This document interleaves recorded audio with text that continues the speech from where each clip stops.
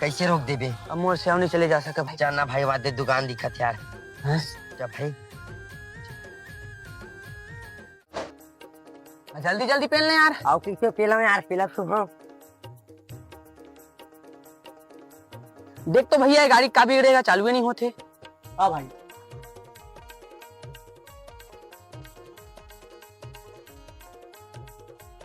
अभी एक आया खटारा गाड़ी रखे जो नया गाड़ी ले लेना।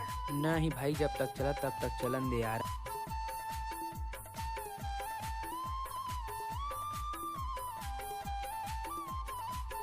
भाई एक इंजन काम कर पड़ी यार, बिना के सीज हो गए हैं। कतेक लगी भैया? ये वहाँ 3000 लगी भाई।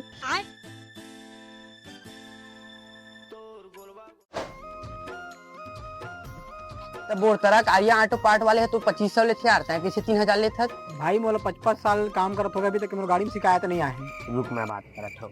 भाई गाड़ी के बारे में थोड़ा बहुत जानता था, कौन हिसाब से 3000 लेते? भाई अब तो गाड़ी में 5000 के फुल इंजन काम लगी भाई, बनवा लेते जा। भाई